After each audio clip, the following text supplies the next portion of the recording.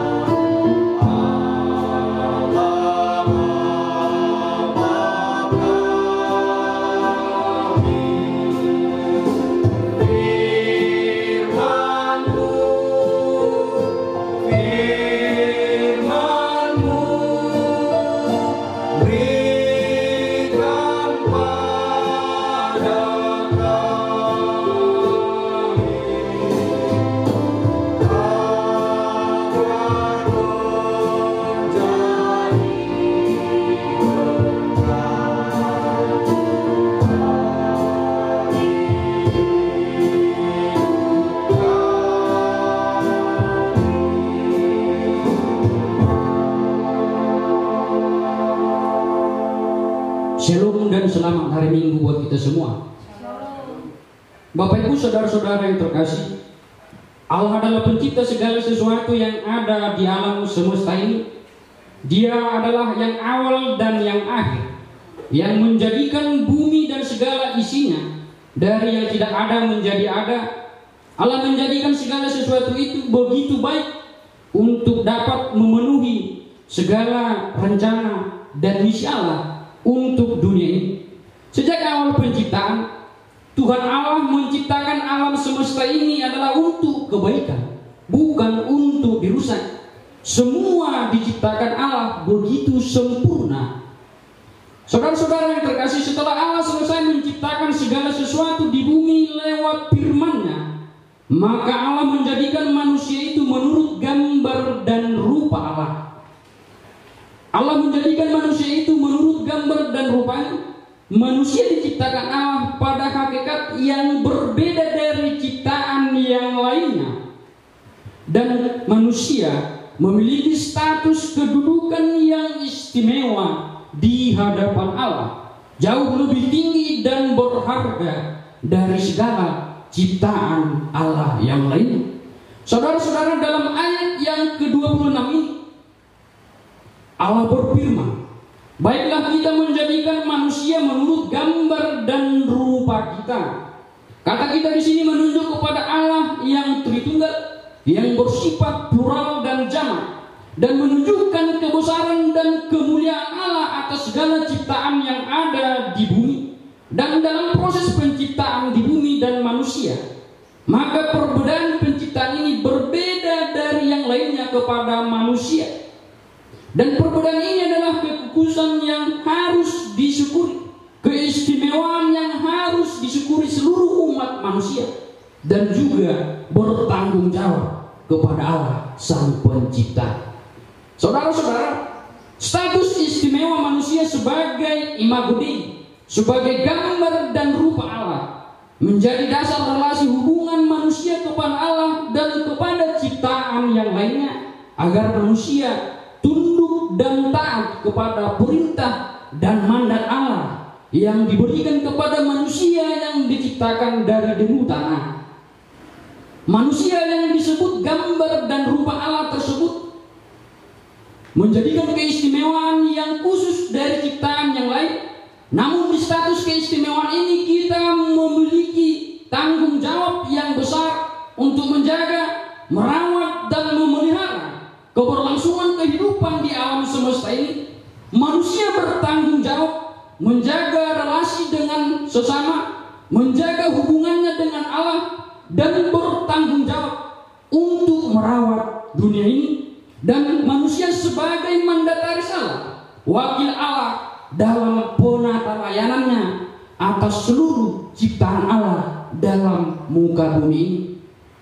Maka Bapak Ibu saudara-saudara, dalam ayat yang ke-28 dikatakan di sana, Allah memberkati mereka, lalu Allah berfirman kepada mereka, beranak cuculah dan bertambah banyak, penuhilah bumi dan taklukkanlah itu, berkuasalah atas ikan-ikan di laut dan burung-burung di udara, dan atas segala binatang yang merayap di bumi. Dalam ayat yang ke-28 ini, setelah Allah menciptakan manusia itu, Allah memberi berkat dan memberi perintah atau tugas bagi umat manusia. Allah memberi mandat kepada manusia, tetapi Allah terlebih dahulu memberkati manusia ciptaannya itu. Setelah diberkati, Allah memberi tanggung jawab yang harus dilaksanakan, yang harus diemban oleh umat manusia. Apakah tanggung jawab? Apakah tugas yang harus ditunaikan oleh segenap umat manusia? Yang pertama, dalam ayat yang ke-28 dikatakan, untuk beranak cucu dan bertambah banyak, serta memenuhi bumi. Maka dari sini Allah tentu menginginkan proses kehidupan yang terus berlangsung dengan baik. Allah ingin tetap melihat kehidupan terus berjalan begitu baik dan sempurna untuk melaksanakan penata layanan misi Allah atas dunia ini. Yang kedua, ada kata perintah taklukkanlah dan menaklukkan serta berkuasa untuk menguasai atas ciptaan yang lainnya dengan cara Tuhan sendiri, dengan cara Allah. Maka tugas ini bukan dalam rangka mengeksploitasi alam semesta ini dengan sesuka hati umat manusia. Perintah ini bukan dijadikan sebagai dasar untuk bersuka dan bertindak seenak mungkin untuk mengelola dunia ini, tetapi harus kita lihat dari keberadaan dan realitas manusia sebagai gambar dan rupa Allah yang sangat sentral dalam pasal 1 ayat yang ke-26 dan 28 ini. Saudara-saudara yang terkasih dalam nama Tuhan kita Yesus Kristus, perintah dan mandat Allah dalam menaklukkan dan menguasai bumi haruslah sesuai dengan kehendak Allah dan mengarah kepada pemeliharaan bumi, merawat ciptaan lainnya untuk kebaikan bersama dan untuk kemuliaan Allah. Sebab dunia ini adalah panggung kemuliaan Allah. Sebab dunia ini adalah ciptaan Allah yang begitu mulia. Maka manusia adalah wakil Allah di bumi dalam penata layanan misi Allah untuk alam semesta. Maka Bapak Ibu saudara-saudara yang terkasih, saat ini kita melihat bumi kita sedang sakit. Saat ini kita melihat dengan jelas secara kasat mata bagaimana alam kita dieksploitasi demi memenuhi hasrat hedonis dan konsumtif umat manusia. Yang penting manusia itu kaya. Yang penting perusahaan korporasi meraup keuntungan yang begitu besar tanpa memperdulikan keseimbangan alam dan tidak memperdulikan keberlangsungan kehidupan yang akan terus berjalan sebegitu baiknya untuk generasi berikutnya. Maka Bapak Ibu saudara-saudara, keserakahan manusia telah menimbulkan kerusakan alam yang sangat serius saat ini. Maka kita dipertanyakan kembali, bumi yang kita diami sekarang sedang sakit, bumi yang kita diami sekarang sedang sekar. Lalu apakah yang akan kita lakukan? Apakah kita akan terus diam?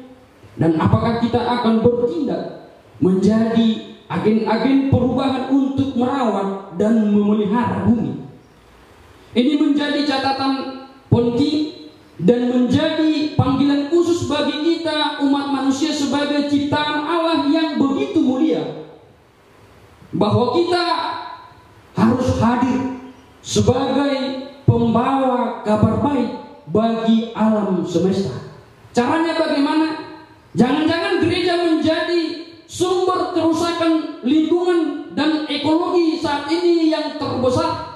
Jangan-jangan warga jemaat Kristen saat ini menjadi pelaku-pelaku kerusakan alam yang begitu besar, termasuk membuang sampah sembarangan, menebang hutan secara liar, dan begitu banyak perlakuan-perlakuan yang lainnya.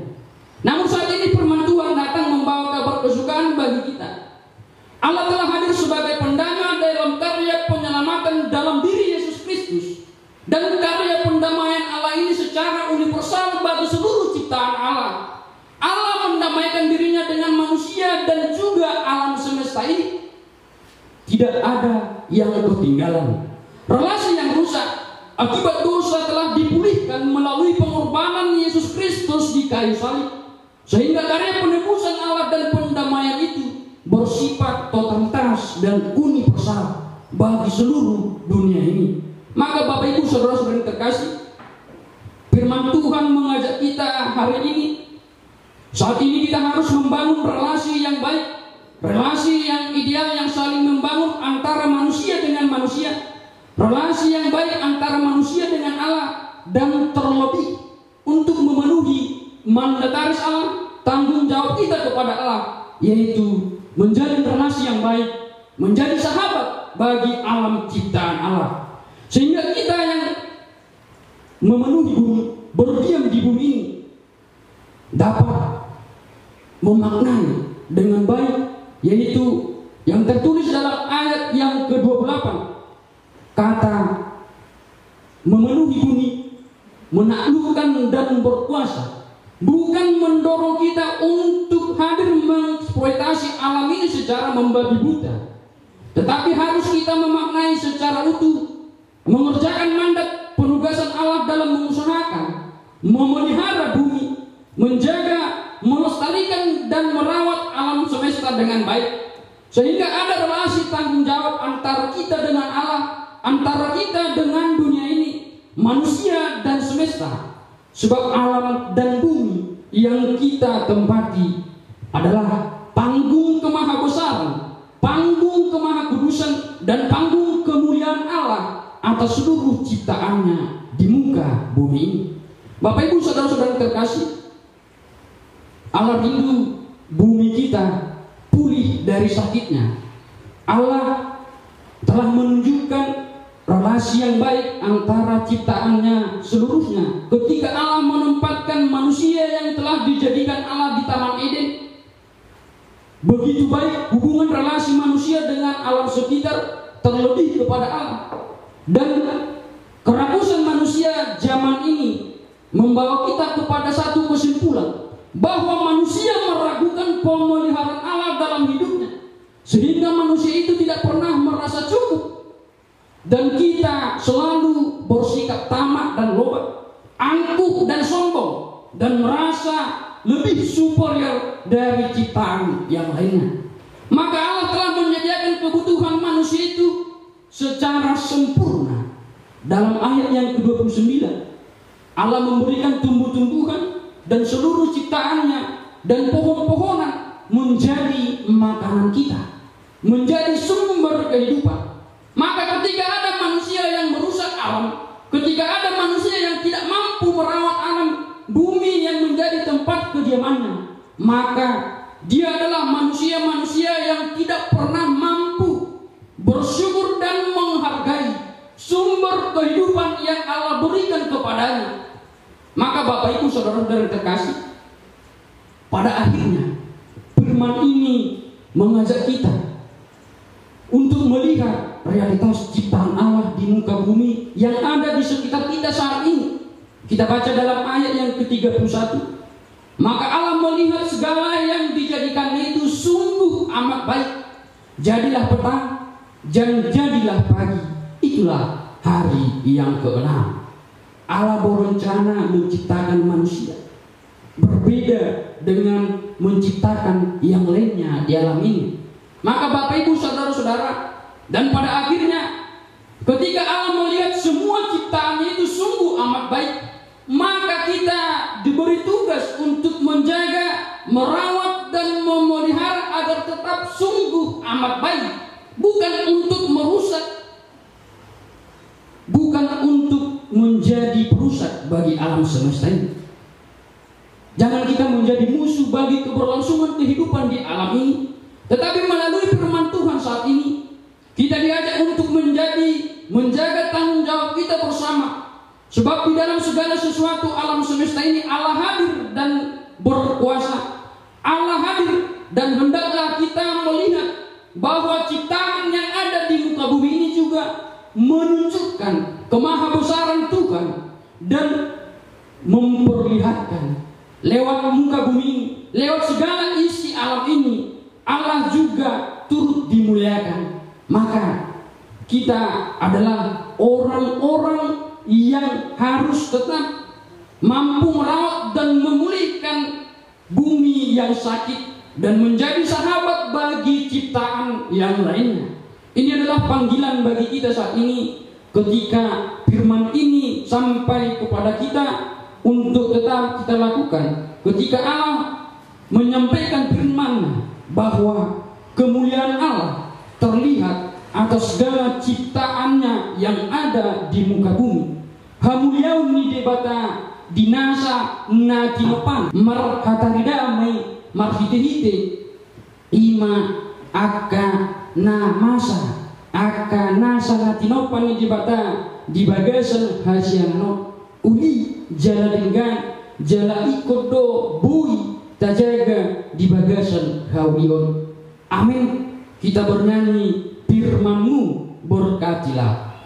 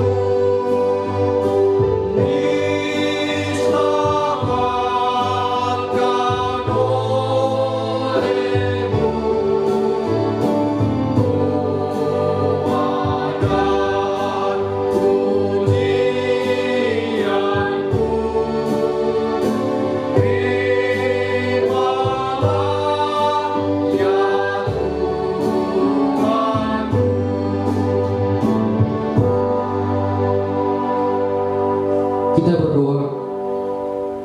Kami bersyukur ya Tuhan buat kebenaran firman-Mu yang mengingatkan kami saat ini.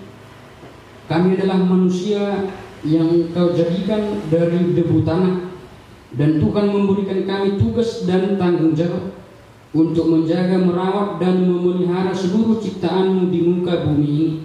Maka utuslah Roh Kudus Tuhan hadir untuk menguatkan dan membantu kami untuk dapat melaksanakan mengemban tugas dan tanggung jawab yang Tuhan embankan dalam kehidupan kami.